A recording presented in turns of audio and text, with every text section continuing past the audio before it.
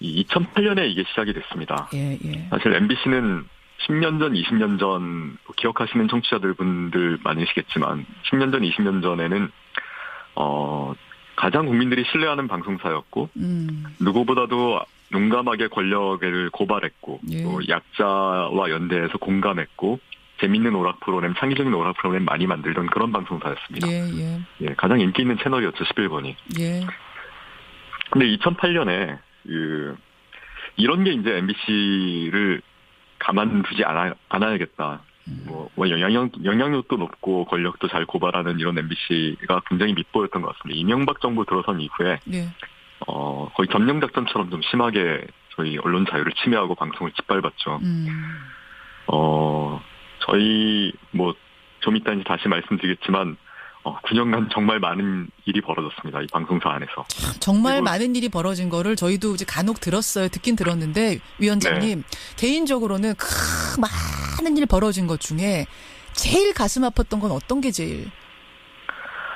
물론 저희 구성원들 상당수가 해고되고 징계되고 쫓겨난 것도 물론 가슴 아픈 일이었지만 예. 굳이 하나를 꼽자면 저는 세월호 참사 때 우리 보도가 가장 가슴 아픈 일이 아니었나 싶습니다. 기억하시겠지만 전원구조 오보를 내고 예. 그 현장에서 들어온 보고까지 묵살하고 정정하지 않았죠. 그래서 구조의 골든타임을 오히려 방해했습니다. MBC가. 예. 더더군다나 세월호 유가족들을 모욕하고 조롱하고 이건 공영방송으로서 도저히 있을 수 없는 거의 참사에 가까운 방송들이 계속 나갔습니다. 그리고 그걸 어떻게든 막아보려는 현장 제작자들, 기자들은 예.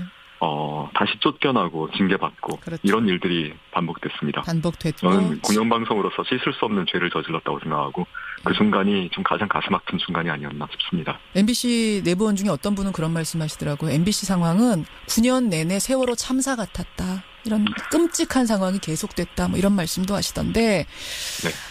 결국은 지금 사장이 물러나야 된다 이렇게 보세요. 예. 그거군요. 근데 지금 MBC도 그렇고 KBS도 그렇고 지금 사장이 결국 물러나야 된다라고 요구하고 있지만 두 사람 모두 법으로 인정받은 임기가 있습니다. 네. MBC 김정경 사장은 어떤 입장을 내놨냐면 사퇴를 요구하는 건 마치 홍위병을 연상케 한다. 나는 사퇴하는 일 없다. 이렇게 선언을 했거든요. 예. 공영방송사 사장의 임기가 있습니다. 물론. 지금 김장겸 사장은 박근혜 대통령이 탄핵되기 직전인 지난 2월 28일에 취임한 사장입니다. 예, 예. 그러니까 아직도 3년이 남았죠. 2020년까지 임기입니다. 3년 남았군요. 예. 그런데 공영방송사 사장의 임기가 있는 임기를 정해둔 취지가 있습니다. 그건 뭐냐 하면은 예. 권력이나 자본으로부터 흔들리지 말고 이 방송 현장 제작자들, 기자들, PD들이 프로그램을 소신 있게 잘 제작할 수 있도록 든든한 우산 또는 방패가 돼주라는 겁니다. 그렇죠. 예, 사장의 임기 보장은 그런 의미가 있는 겁니다. 예. 설사 정권이 바뀌더라도 거기에 흔들리지 말고 기자, PD들이 제작자 율성 잘 지켜나가고 프로그램 잘 만들도록 지켜주라는 거거든요. 근데 그 우산 역할을 할 수 없는 사장이라면 임기 보장할 필요가 없는 거죠. 이 김장겸 사장은 지난 2011년에 정치부장으로부터 보도국장, 보도본부장 그리고 사장까지 수직 상승한 인물입니다. 예. 이 기간 동안 정확히 MBC는 추락을 거듭해서 지금 이 지경이 됐습니다. 가장 책임이 직접적으로 있는 겁니다, 이분이. 알겠습니다. 양치질 하는데 물 그렇게 계속 틀지 말고 꺼 했는데 내가 선배 눈치를 봐야 되냐. 뭐 이런 얘기가 오가다가 저천되었다. 이게 믿기 힘들잖아요. 아니 그냥 원래 실력이 없어서 자천되었는데 라고 누군가 얘기할 수 있어요. 그래서 제가 직접 오늘 이분을 모시고 그 얘기를 들어볼까 합니다. 양윤경 기자 모시겠습니다. 그 일로 진짜로 쫓겨났어요? 비제자 부서로? 진짜로? 진짜로. 진짜 그게 진짜임을 드러내는 정황들이 있어요? 예를 들어서? 일단 제가 이제 직업적으로다가 팩트를 하나 말씀드리면 저는 절대 반말을 쓰지 않았고요. 시종일관 존댓말로 정중히 물을 잠가줄 것을 요청을 했고 정중히 요청했고 정중하게 물 좀 잠가주시면 좋겠다라고 얘기를 했고 잠가달라고 했는데 기분이 좀 나쁜 것처럼 제가 느꼈어요. 그래가지고 저희 부서로 돌아오는 길에 제가 이제 퇴근하려고 가방을 챙기고 있는데 그 앵커께서 지나가면서 이거 얘기해도 되는지 모르겠네. 어쨌든 이미 다 공개된 영상이니까 이렇게 감정적으로 이렇게 하고 지나가더라고요. 제 옆을. 그래가지고 이거 정말 익숙해지지가 않아 이 상황이 사실은. 근데 채 하고 지나갔다. 채 하고 지나가서 저도 모르게 그게 그렇게 억울해요. 그랬더니 제가 그러니까 물쓴 내 눈치를 봐야 되느냐. 그래서 제가 당연하죠. MBC 앵커인데라고 멋지게 말하고 퇴근했죠. 거기까지는 있을 수 있는 일이 아닐까요? 근데 그 다음날 아침에 출근 전 8시 한 30분쯤인가 노조 사무실에서 일하는 간사 선배가 있는데 그 다음날 선배가 바로 아침에 다음날 바로 아침에 전화를 해서 매우 다급한 목소리로 윤경아 너 어제 배현진 씨랑 무슨 일 있었어? 라고 물어보는 거예요. 저 아무한테 얘기한 적도 없는데 그래서 어저께 화장실에서 물 잠그라고 하긴 했는데 근데 선배가 좀 회사가 지금 난리가 났으니까 일단 알고 나오라고 하더라고요. 회사에서 난리가 났다고? 네, 지금 난리가 났으니까 알고 나오라고 해서 출근했는데 들어가자마자 부장이 부르시더라고요. 부장이 불러서 부장께서 윤경아 너 어제 화장실에서 있었던 일을 처음부터 끝까지 자세하게 얘기를 해달라고 하는 거예요. 모든 팩트를 빠뜨리지 말고 낱낱이 얘기를 하라고 하셔서 시간대별로 이렇게 쭉 말씀을 드렸죠. 근데 이제 부장께서 일단 알겠다고 잠깐 기다려보라고 하시더니 누구를 만나고 오시더라고요. 오시더니 저한테 윤경아 미안한데 어저께 있었던 일을 경위서를 써라 라고 하셔서 경위서를 쓰라고 하니까 썼죠. 근데 경위서 저만 쓴 건 아니고 배현진 씨도 썼어요. 저는 2013년 7월 며칠 5층 여자 화장실에서 배현진 씨를 만났습니다. 배현진 씨는 그때 양치하고 있었는데 제가 보기에 물을 과도하게 사용한 것 같아서 물을 잠가달라고 했습니다. 배현진 씨는 그때 저에게 이렇게 말을 썼어요. 쭉 써가지고 부장께서는 너는 기자니까 드라이기 팩트만 간략하게 쓰라고 하셔서 한 A4 한 반 정도 써가지고 낸 것 같아요. 그러고 나서 경위서 쓰는 걸로 끝나나 했더니 그거에 대한 진상을 조사하겠다며 진상조사단이 꾸려지고 진상조사단장이 생겼어요. 진짜로? 진상조사단장이 저를 불렀죠. 단장이 누구였어요? 지금 100분 토론 진행하시는 박용찬 앵커께서 저를 부르셔가지고 너의 경위서와 배현진 씨의 경위서가 대부분 다 일치하는데 딱 한 군데 틀린 데가 있다. 너가 배현진 씨 화장실에 있다가 문을 열고 나왔다가 다시 들어가서 배현진 씨한테 문 잠가라고 했다는 거예요. 그래서 전 그런 적이 없거든요. 그래서 그 부분이 틀리다며 나중에 알고 봤더니 CCTV까지 돌렸다고 하더라고요. CCTV까지 돌려가지고 확인을 했는데 그 결과 제가 안 나갔다 온 걸로.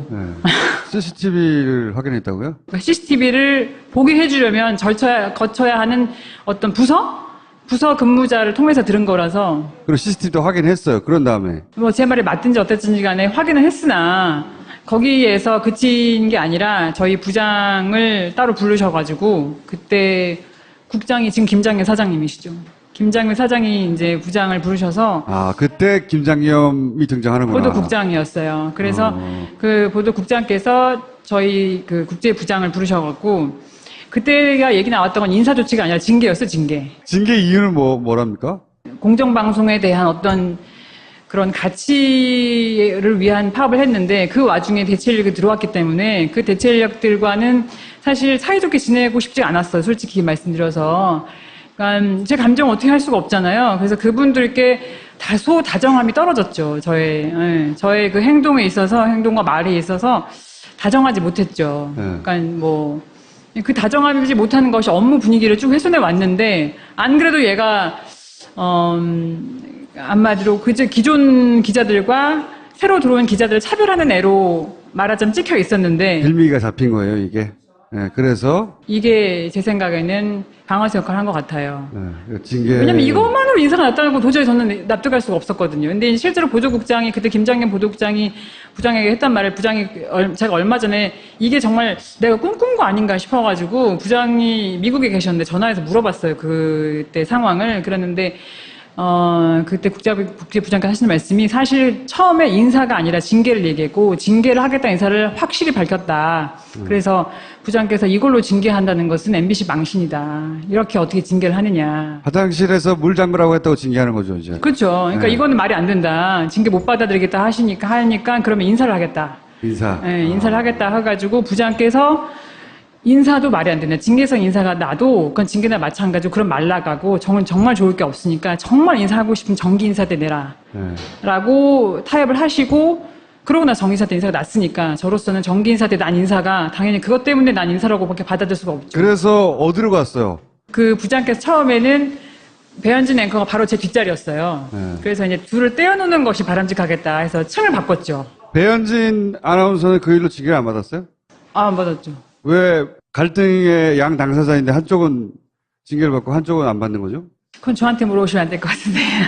배현진 아나운서는 왜 이쁨을 예뻐서? 받았죠? 아니 그럼 왜 소위 그 당시 사측이 배현진 아나운서는 예뻐한 거죠? 그건 있었죠. 그 배현진 아나운서가 파업을 하다가 올라갔었잖아요. 파업을 접고. 그리고 파업 때 이용을 당했다는 뉘앙스의 글을 많이 올리고 또 인터뷰도 했던 걸로 제가 기억을 해요. 처음엔 파업을 했었고 배현진 아나운서가 중간에 뉴스를 복귀를 했고 그리고 자기가 이제 파업을 주도하는 세력에 의해서 이용을 당했다. 지금 말한 것처럼 그런 뉘앙스의 글을 썼던가요? 트위터인가 뭐 어디인가에 올렸었다고 기억해요. 네네네, 지금 맞아요. 자기가 동의하지 않은 바였다는 네네. 뉘앙스의 글을 올렸던 걸로 기억을 하고 저는 개인적으로 파업에 다 동의할 필요 없다고 생각해요. 자기 선택이니까 올라간 걸 가지고서 배신했다거나 뭐라고 하는 건 전혀 없고요. 다만 이 사측에서 봤을 때는 상징적인 인물이 그렇게 그 공식적인 고지를 하면서 올라왔다면 사측에서는 제가 사측이어도 예뻐하지 않을 수는 없었을 것 같아요. 그래서 이제 어디로 쫓겨난 거예요? 기자를 하다가. 지금 제가 있는 부서가 미래방송연구소라고, 뭐 하는 데입니까? 그냥 하루 종일 앉아있는 거예요. 일을 아예 안 주는 건가요? 네, 바로 그 말씀입니다. 그거 참. 일을 안 전혀 줘요? 안 주죠. 일을 전혀 주지 않고, 근데 저 말고도 그런 그 일을 전혀 받지 못하는 기자나 PD, 아나운서가 굉장히 많아요. 여기요? 옆방? 그나마 저는 상암동 본사에 있지만 뭐 예를 들면 여의도나 아니면 구로 같은데 뭐 폐건물이나 가건물 같은 수준의 사무실도 차려가지고 거기로 사람을 보내고 했죠. 일부러 그런 사무실 차려서 글로 보내버려요? 하지만 성과는 입력을 해야 돼요. 뭘 했다라는 거를 일주일 단위로 입력을 해야 되거든요. 내가 이번 주에 뭘 했고 어떤 성과를 냈고 어떤 업적을 이뤘다는 거를 일을 아무것도 안 주는데? 안 주면서 그러니까 어처구니 없는 이유로 옆방으로 쫓겨간 사람들이 많다는 거 아니에요? 아주 많습니다. 아주 많아요? 아주 많고요. 그 누적 집계로는 한 200명 가까이 돼요. 200명 정도 쫓겨갔고. 부당 정보, 부당 징계 합해가지고 200명 가까이 되고 지금 뉴스데스크를 만들고 있는 인원 중에 한 90% 제가 모르는 사람들이에요. 그러니까 전혀 저희는 사실 보도국에 일하는 사람들 서로 모른다는 게 있을 수가 없는 일이에요.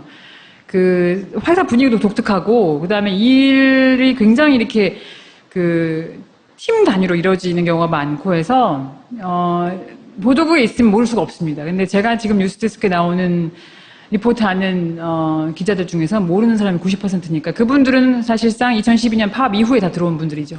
그걸 채웠던 90%는 다 어디로 가 있다는 얘기네요. 아, 그렇죠. 다 가 있습니다.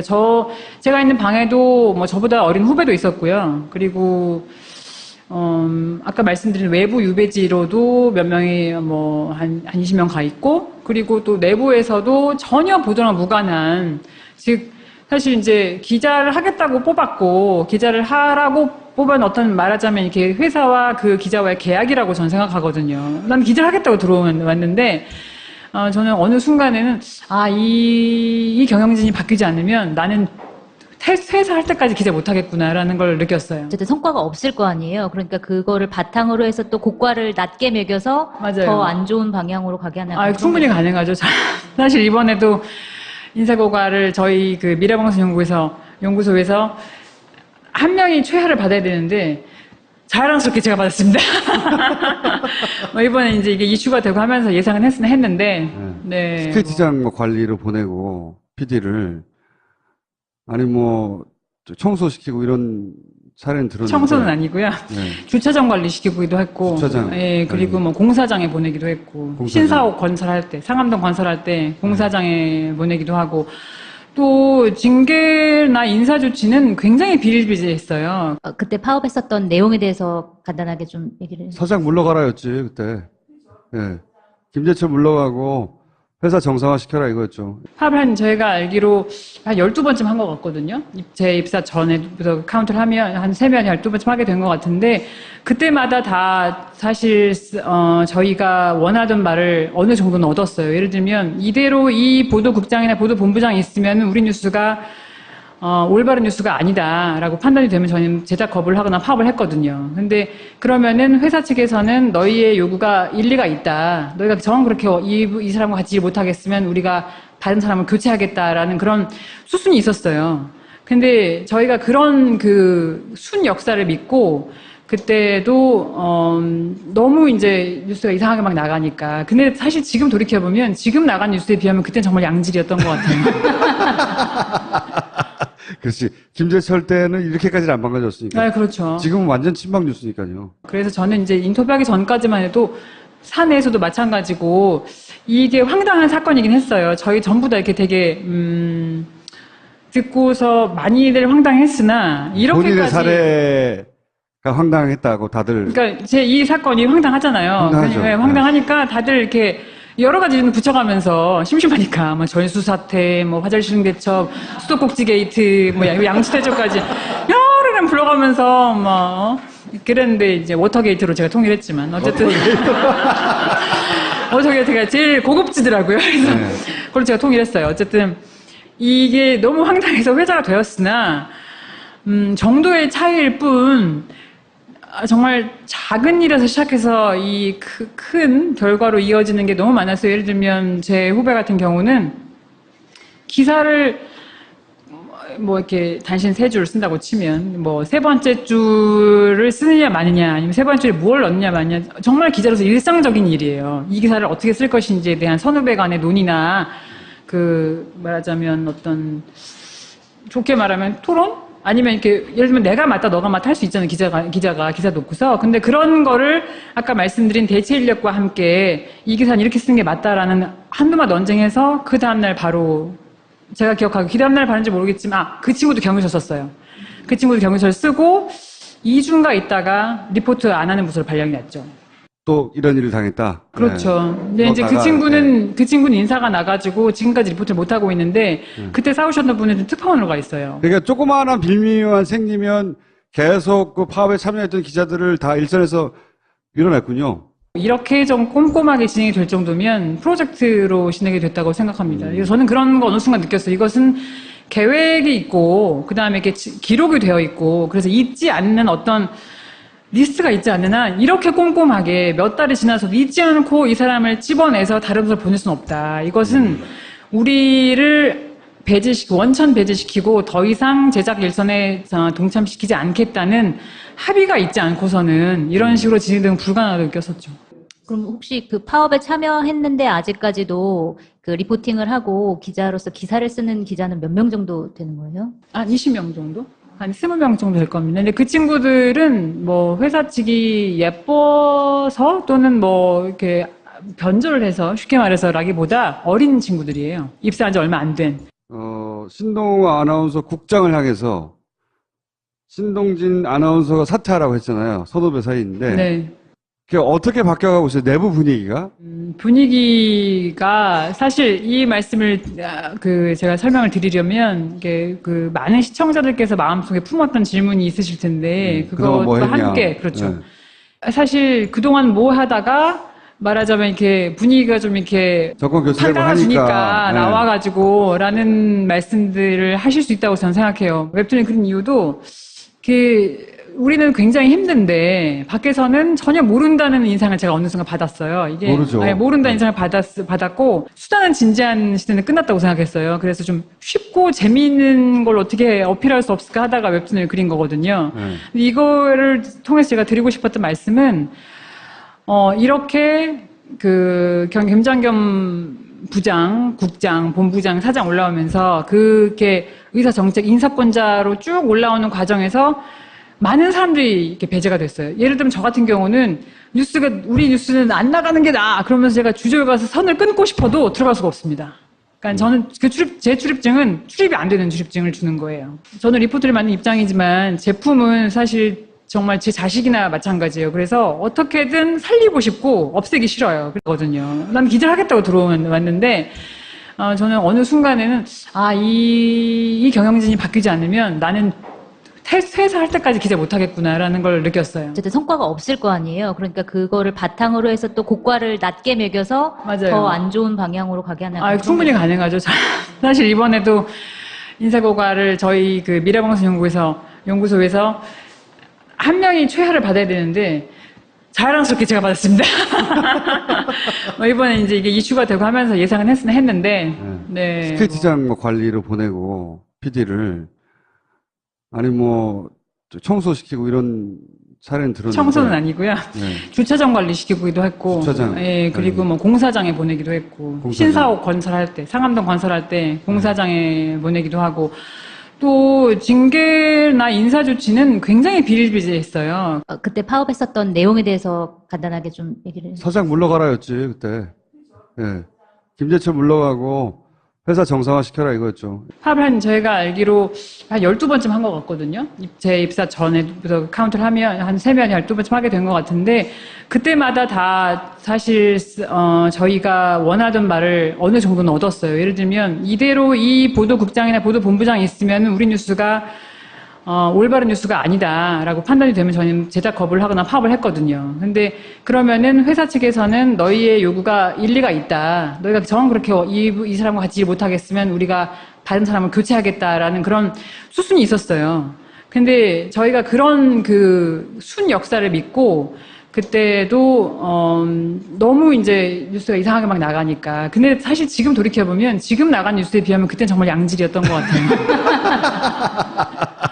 그렇지. 김재철 때는 이렇게까지는 안 망가졌으니까. 네, 그렇죠. 지금은 완전 친박 뉴스니까요. 그래서 저는 이제 인터뷰하기 전까지만 해도 사내에서도 마찬가지고 이게 황당한 사건이긴 했어요. 저희 전부 다 이렇게 되게 듣고서 많이들 황당했으나 이렇게까지 본인의 사례가 황당했다고 다들. 그러니까 제 이 사건이 황당하잖아요. 황당하죠. 네, 황당하니까 다들 이렇게 여러 가지 이름을 붙여가면서 심심하니까 전수 사태, 화장실 대첩, 수도꼭지 게이트, 양치 대첩까지 여러 이름 불러가면서 그랬는데 이제 워터 게이트로 제가 통일했지만 어쨌든 워터 게이트가 제일 고급지더라고요. 그래서 그걸 제가 통일했어요. 어쨌든 이게 너무 황당해서 회자가 되었으나 정도의 차이일 뿐.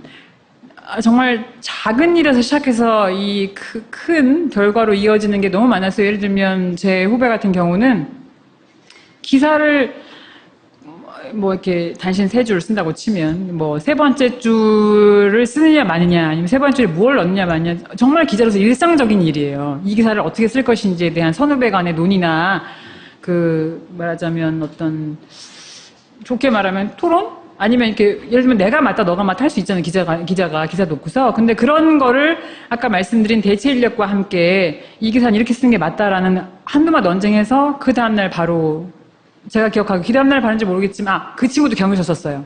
그 친구도 경유서를 쓰고 들도록 지켜주라는 거거든요. 근데 그 우산 역할을 할 수 없는 사장이라면 임기 보장할 필요가 없는 거죠.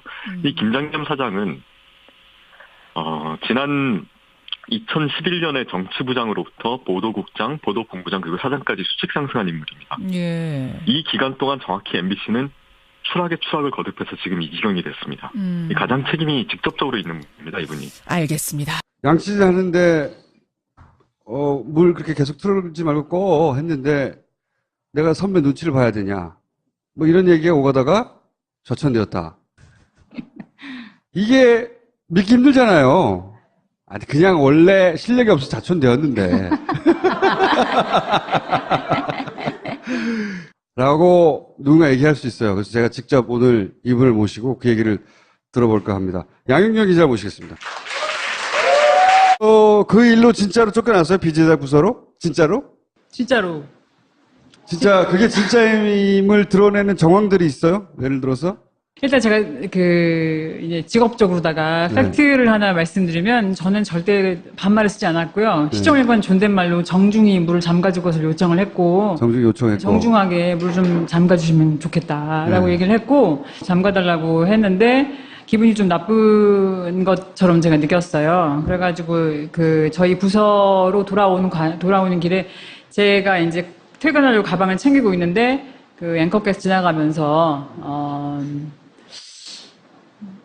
이거 얘기해도 되는지 모르겠네. 어쨌든 이미 다 공개된 영상이니까 이렇게 감정적으로 이렇게 하고 지나가더라고요. 제 옆을. 그래가지고 이거 정말 익숙해지지가 않아, 이 상황이 사실은. 근데 하고 지나갔다. 하고 지나가서 저도 모르게 아니 그게 그렇게 억울해요. 그랬더니 제가 그러니까 물 쓰는 내 눈치를 봐야 되느냐. 그래서 제가 당연하죠, MBC 앵커인데 라고 멋지게 말하고 퇴근했죠. 거기까지는 있을 수 있는 일이 아닐까요? 근데 그 다음날 아침에 출근 전 8시 한 30분쯤인가 노조 사무실에서 일하는 간사 선배가 있는데 그 선배가 다음날 바로 아침에 전화를 해서 매우 다급한 목소리로 윤경아 너 어제 배현진 씨랑 무슨 일 있었어? 라고 물어보는 거예요. 제가 아무한테 얘기한 적도 없는데 그래서 아니 어저께 화장실에서 물 잠그라고 하긴 했는데 그런데 선배가 야, 좀 회사가 지금 난리가 났으니까 일단 알고 나오라고 하더라고요. 회사에서 난리가 났다고? 네, 지금 난리가 났으니까 알고 나오라고 해서 출근했는데 들어가자마자 부장이 부르시더라고요. 부장이 불러서 부장께서 윤경아 너 어제 화장실에서 있었던 일을 처음부터 끝까지 자세하게 얘기를 해달라고 하는 거예요. 모든 팩트를 빠뜨리지 말고 낱낱이 얘기를 하라고 하셔서 시간대별로 이렇게 쭉 말씀을 드렸죠. 근데 이제 부장께서 일단 알겠다고 잠깐 기다려보라고 하시더니 누구를 만나고 오시더라고요. 오시더니 저한테 윤경아 미안한데 어저께 있었던 일을 경위서를 써라 라고 하셔서 경위서를 쓰라고 하니까 썼죠. 근데 경위서 저만 쓴 건 아니고 배현진 씨도 썼어요. 저는 2013년 7월 며칠 5층 여자 화장실에서 배현진 씨를 만났습니다. 배현진 씨는 그때 양치를 하고 있었는데 제가 보기에 물을 과도하게 사용한 것 같아서 물을 잠가달라고 했습니다. 배현진 씨는 그때 저에게 이렇게 말을 썼어요. 쭉 써가지고 부장께서는 너는 기자니까 들어가기 팩트만 간략하게 쓰라고 하셔서 한 A4 한 반 정도 써가지고 낸 것 같아요. 그러고 나서 경위서 쓰는 걸로 끝나나 했더니 그거에 대한 진상을 조사하겠다며 진상조사단이 꾸려지고 진상조사단장이 생겼어요. 진짜로? 진상조사단장이 저를 불렀죠. 단장이 누구였어요? 지금 100분 토론 진행하신 박용찬 앵커께서 저를 부르셔가지고 너의 경위서와 배현진 씨의 경위서가 대부분 다 일치하는데 딱 한 군데 틀린 데가 있다. 너가 배현진 씨 화장실에 있다가 문을 열고 나왔다가 다시 들어가서 배현진 씨한테 문 잠가라고 했다는 거예요. 그래서 전 그런 적이 없거든요. 그래서 그 부분이 틀리다며 나중에 알고 봤더니 CCTV까지 돌렸다고 하더라고요. CCTV까지 돌려가지고 확인을 했는데 그 결과 제가 안 나갔다 온 걸로. CCTV를 확인했다고요? CCTV를 보게 해주려면 거쳐야 하는 어떤 부서 근무자를 통해서 들은 거라서. 그리고 CCTV도 확인했어요. 그런 다음에. 제 말이 맞든지 어땠든지 간에 확인을 했으나 거기에서 그친 게 아니라 저희 부장을 따로 부르셔가지고 그때 국장이 지금 김장현 사장님이시죠. 김장현 사장이 이제 부장을 부르셔서 그때 김장겸이 등장하는구나. 보도국장이었어요. 그래서 그 보도국장께서 저희 그 국제부장을 부르셔갖고 그때가 얘기 나왔던 건 인사조치가 아니라 징계였어, 징계. 징계 이유는 뭐랍니까? 공정방송에 대한 어떤 그런 가치를 위한 파업을 했는데 그 와중에 대체인력이 들어왔기 때문에 그 대체인력들과는 사실 사이좋게 지내고 싶지 않았어요. 솔직히 말씀드려서. 그러니까 제 감정 어떻게 할 수가 없잖아요. 그래서 그분들께 다소 다정함이 떨어졌죠. 저의 그 행동에 있어서, 행동과 말에 있어서 다정하지 못했죠. 그러니까 그 다정하지 못하는 것이 업무 분위기를 쭉 훼손해 왔는데 안 그래도 얘가 한마디로 기존 기자들과 새로 들어온 기자들을 차별하는 애로 말하자면 찍혀 있었는데 빌미가 잡힌 거예요, 이게. 네, 그래서 이게 제 생각에는 방아쇠 역할을 한 것 같아요. 네, 징계. 왜냐면 이것만으로 인사가 났다고 도저히 저는 납득할 수가 없었거든요. 근데 실제로 보도국장이 그때 김장겸 보도국장이 부장에게 했단 말을 제가 얼마 전에 이게 정말 내가 꿈꾼 거 아닌가 싶어가지고 부장이 미국에 계셨는데 전화해서 물어봤어요. 그때 상황을. 그랬는데 그때 국제부장께서 하시는 말씀이 사실 처음에 인사가 아니라 징계를 얘기했고 징계를 하겠다는 인사를 확실히 밝혔다. 그래서 부장께서 이걸로 징계한다는 것은 MBC 망신이다. 이렇게 어떻게 징계를 하느냐. 화장실에서 물 잠그라고 했다고 징계하는 거죠, 이제. 그렇죠. 그러니까 네. 이거는 말이 안 된다. 징계 못 받아들이겠다 하니까 그러면 인사를 하겠다. 인사. 네, 인사를 하겠다 해가지고 부장께서 인사도 말이 안 된다. 징계성 인사가 나도 그건 징계나 마찬가지로 그럼 말 나가고 정말 좋을 게 없으니까 정말 인사하고 싶으면 정기 인사 때 내라. 네. 라고 타협을 하시고 그러고 나서 정기 인사 때 인사가 났으니까 저로서는 정기 인사 때 난 인사가 당연히 그것 때문에 난 인사라고밖에 받아들일 수가 없죠. 그래서 어디로 갔어요? 그 부장께서 처음에 2008년에 이게 시작이 됐습니다. 예, 예. 사실 MBC는 10년 전, 20년 전 기억하시는 청취자분들 많으시겠지만 10년 전, 20년 전에는 가장 국민들이 신뢰하는 방송사였고 누구보다도 용감하게 권력을 고발했고 예. 또 약자와 연대해서 공감했고 재밌는 오락 프로그램, 창의적인 오락 프로그램 많이 만들던 그런 방송사였습니다. 예, 예, 가장 인기 있는 채널이었죠, 11번이. 예. 근데 2008년에 이런 게 이제 MBC를 가만두지 않아야겠다. 영향력도 높고 권력도 잘 고발하는 이런 MBC가 굉장히 밉보였던 것 같습니다. 이명박 정부 들어선 이후에 예. 거의 점령작전처럼 좀 심하게 저희 언론 자유를 침해하고 방송을 짓밟았죠. 저희 좀 이따 이제 다시 말씀드리겠지만 9년간 정말 많은 일이 벌어졌습니다. 이 방송사 안에서.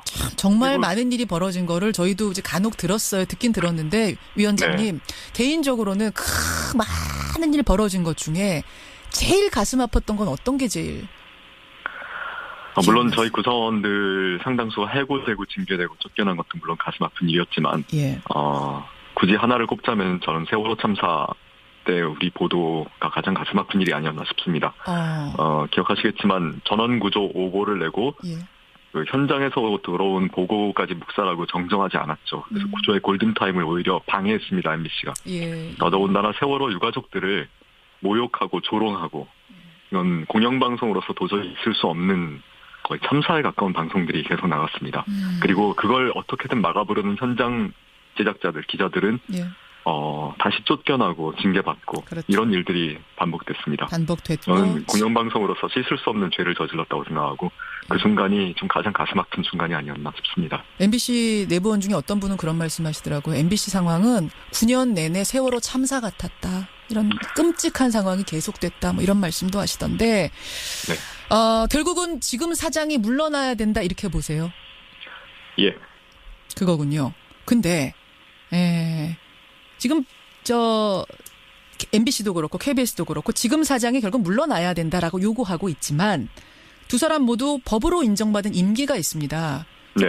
MBC 김정경 사장은 어떤 입장을 내놨냐면 사퇴를 요구하는 건 마치 홍위병을 연상케 한다. 나는 사퇴하는 일 없다. 이렇게 선언을 했거든요. 예. 공영방송사 사장의 임기가 있습니다, 물론. 지금 김장겸 사장은 박근혜 대통령이 탄핵되기 직전인 지난 2월 28일에 취임한 사장입니다. 예, 예. 그러니까 아직도 3년이 남았죠. 2020년까지 임기입니다. 3년 남았군요. 예. 그런데 공영방송사 사장의 임기가 있는 임기를 정해둔 취지가 있습니다. 그건 뭐냐면은 예, 예. 권력이나 자본으로부터 흔들리지 말고 이 방송 현장 제작자들, 기자들, PD들이 프로그램을 소신 있게 잘 제작할 수 있도록 든든한 우산 또는 방패가 돼주라는 겁니다. 그렇죠, 그렇죠. 예, 사장의 임기 보장은 그런 의미가 있는 겁니다. 예. 설사 정권이 바뀌더라도 거기에 흔들리지 말고 기자, PD들이 제작자 율성 잘 지켜나가고 프로그램 잘 만들고. 때는 배현진 앵커가 바로 제 뒷자리였어요. 그래서 이제 둘을 떼어놓는 것이 바람직하겠다 해서 층을 바꿨죠. 배현진 아나운서는 그 일로 징계를 안 받았어요? 안 받았죠. 왜 갈등의 양 당사자인데 한쪽은 징계를 받고 한쪽은 안 받는 거죠? 그건 저한테 물어보시면 안 될 것 같은데. 배현진 아나운서는 왜 이쁨을 예뻐서? 받았죠? 아니 그럼 왜 소위 그 당시 사측이 배현진 아나운서는 예뻐한 거죠?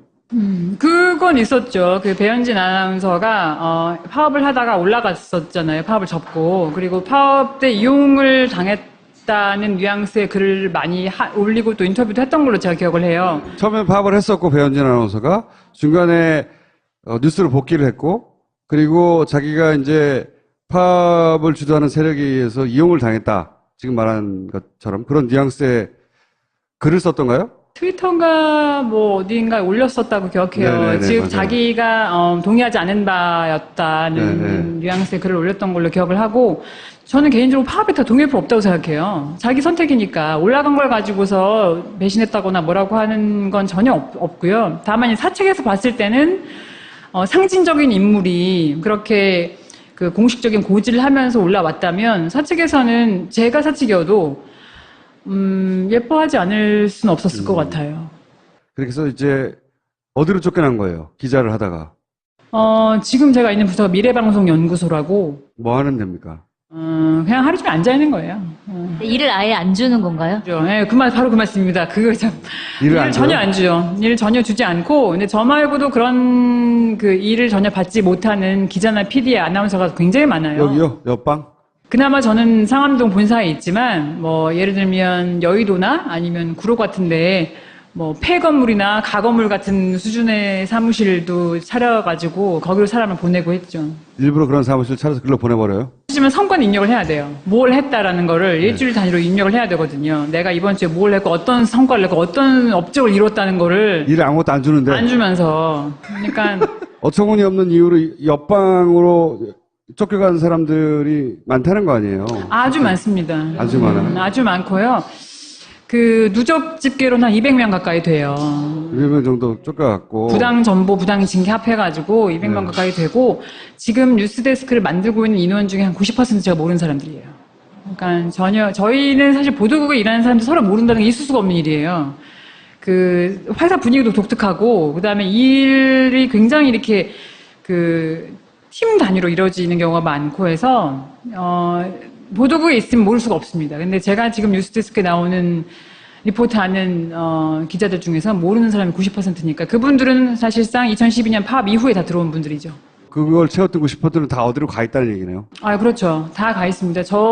제가 있는 방에도 뭐 저보다 어린 후배도 있었고요. 그리고 아까 말씀드린 외부 유배지로도 몇 명이 뭐 한 20명 가 있고, 그리고 또 내부에서도 전혀 보도랑 무관한, 즉, 사실 이제 기자를 하겠다고 뽑았고, 기자를 하라고 뽑은 어떤 말하자면 이렇게 회사와 그 기자와의 계약이라고 저는 생각하고,